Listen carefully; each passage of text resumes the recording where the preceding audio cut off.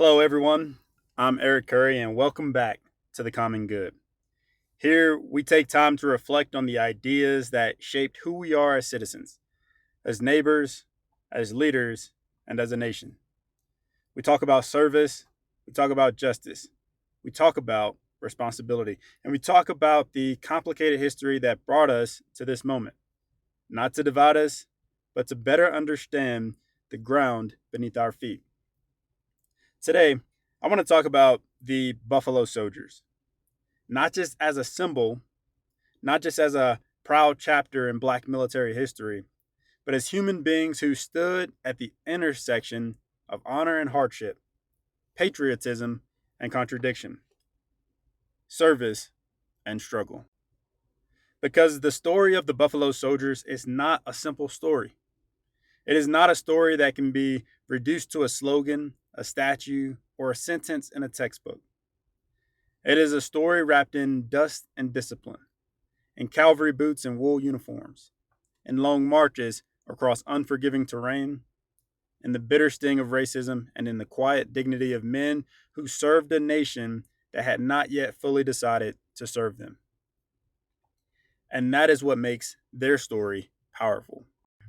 The Buffalo Soldiers were black soldiers who served in the United States Army after the Civil War, beginning in 1866 when Congress created several all black regiments. Many of these men were formerly enslaved. Some were free men. Some had fought for the Union. Some were young men searching for purpose, pay, protection, and possibility in a country still trying to understand the meaning of freedom. Just 1 year after the Civil War ended, America was still wounded. The smoke had cleared from the battlefields, but the deeper questions remained. What did freedom mean? Who will be protected by the Constitution? Who counted as a citizen? Who would have the right to build a life, raise a family, own land, vote, work, worship, and walk with dignity? For Black Americans, emancipation had opened the door, but it had not cleared the road. The road ahead was still hard. It was still dangerous. It was still lined with hostility, violence, poverty, and broken promises. And yet, in that uncertain hour, thousands of black men put on the uniform of the United States Army. Think about that. Men who had been denied the full privileges of citizenship chose to serve under the flag of the very country that had enslaved them, excluded them, and doubted their humanity. They did not do this because America had already become perfect. They did it because they believed in some deep and stubborn place that America could still become better. That is a form of faith. Not blind faith, not naive faith, but disciplined faith. Faith with scars, faith with memory, faith that says, I know what this country has been, but I am still willing to help shape what it can become. The Buffalo Soldiers served mostly on the western frontier.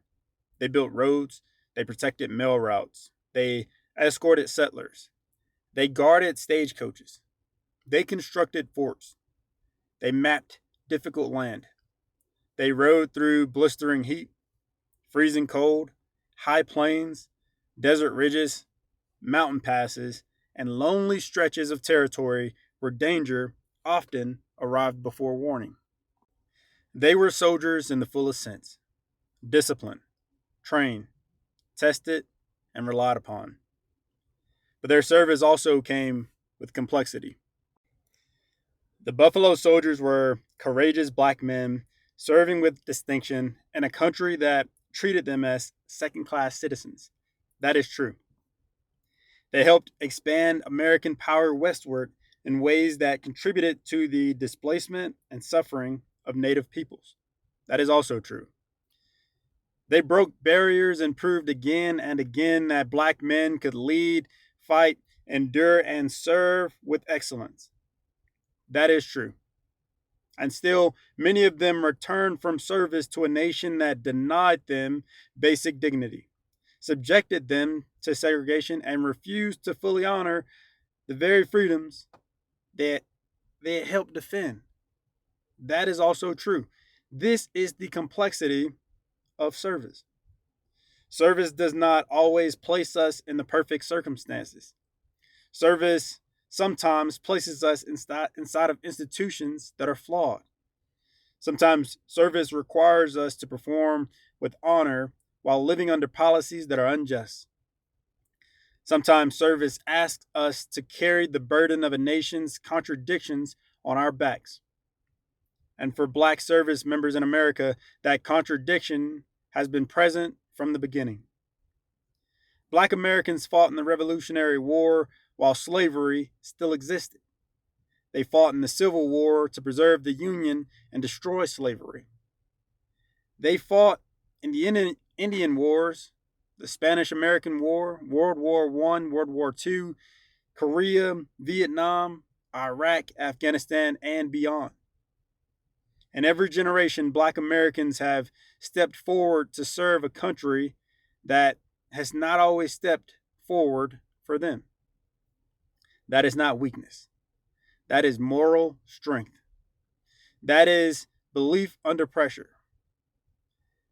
That is a people saying, we will not allow your failure to fully recognize our citizenship to stop us from demonstrating our worth.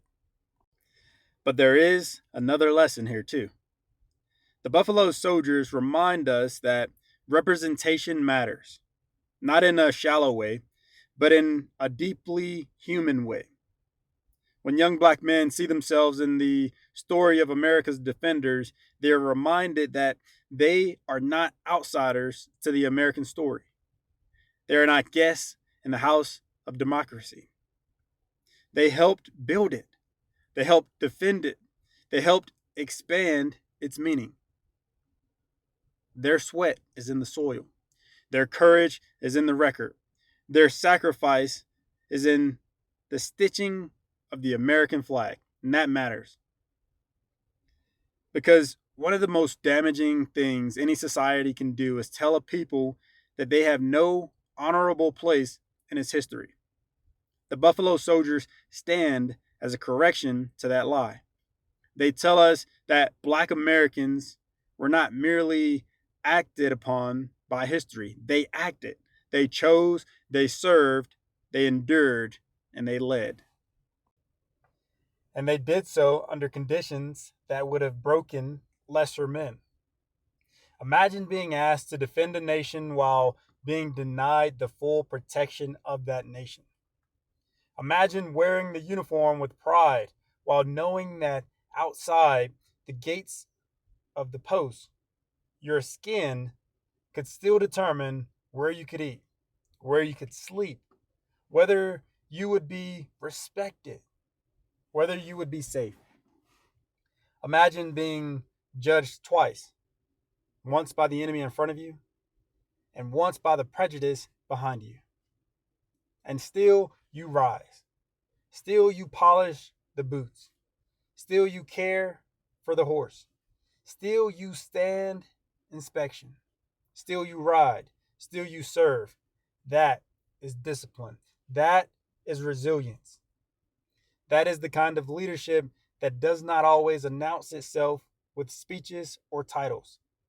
Sometimes leadership is simply doing your duty with excellence in a world determined to underestimate you. But as much as we honor the Buffalo Soldiers, we should not romanticize their pain. There is a difference between honoring endurance and excusing the conditions that made endurance necessary. We can admire their strength without pretending they should have had to be that strong. We can celebrate their service without ignoring the injustice they faced. We can teach their story with pride and still ask hard questions about the country they served. That is what mature patriotism looks like. Mature patriotism does not require us to hide the truth. It requires us to love the country enough to tell the truth. It says America is not great because it has always been perfect.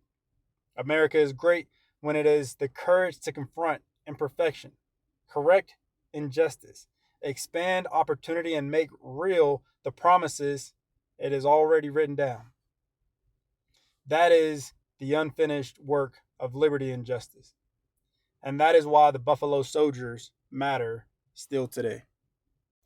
They matter in a time when too many people want simple stories, heroes without flaws, villains without humanity, patriotism without reflection, justice without responsibility, and history without complexity. But the Buffalo Soldiers do not give us a simple story. They give us a grown story. They give us a story that requires wisdom.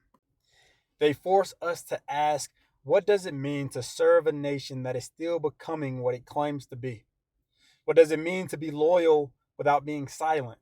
What does it mean to love America without ignoring the people America has wounded? What does it mean to build a better future while carrying the memory of a painful past? These are not easy questions, but they are necessary questions because every generation inherits two things: the progress won by those before us and the responsibility to carry that progress further. The Buffalo Soldiers carried their responsibility in uniform. Our responsibility may look different. For some, it is military service. For others, it is teaching, mentoring, coaching, preaching, parenting, organizing, voting, studying, building businesses, serving in public office, or simply refusing to give up on young people who need guidance. Service is not limited to the battlefield. Service is what happens whenever we give ourselves to something larger than ourselves. And that is the lesson I take from the Buffalo Soldiers. They did not wait for perfect conditions to serve. They did not wait for universal acceptance to demonstrate excellence. They did not wait for the country to become fair before they contributed to its future. But their story also reminds us that a nation should not depend on the sacrifice of the mistreated without also committing itself to justice. Service and justice walk together. They must. Because service without justice becomes exploitation, and justice without service becomes only an idea. The Buffalo Soldiers stood in that difficult space between the two. They served with honor. They endured with dignity. They helped write a chapter of American history that is both inspiring and uncomfortable, both proud and painful, both worthy of celebration and worthy of reflection. And maybe that is exactly why we need their story now, because we are living in a time when many people are tired of division, tired of outrage, tired of being told they must choose between loving their country and acknowledging its failures. But we do not have to choose. We can love this country and still demand that it be better. We can honor the flag and still remember those who were denied its full promise. We can respect the uniform and still recognize that those who wore it were not always respected in return. We can be patriotic and honest at the same time. In fact, I would argue that we must be. The Buffalo Soldiers teach us that dignity can survive in difficult places.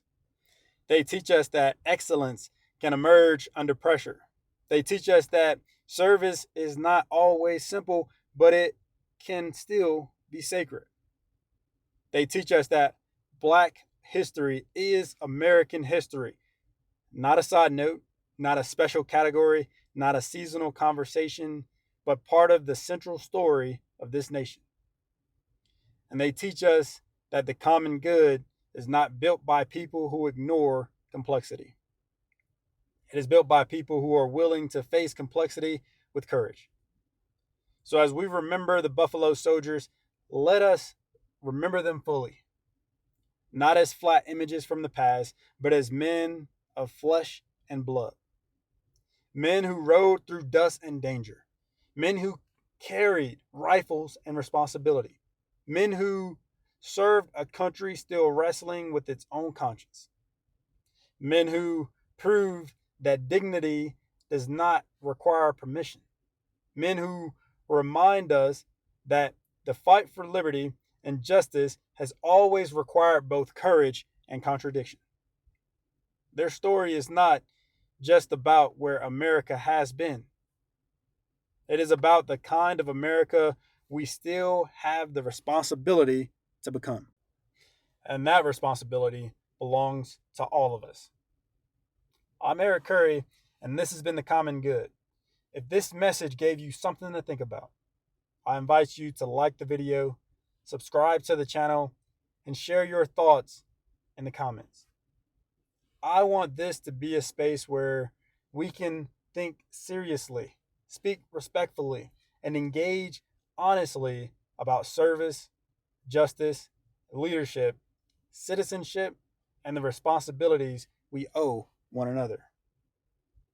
And as always, the views expressed here are my own and do not represent the Department of Defense, the U.S. Army, or any official organization. Thank you for watching. Until next time, let's keep working toward the common good.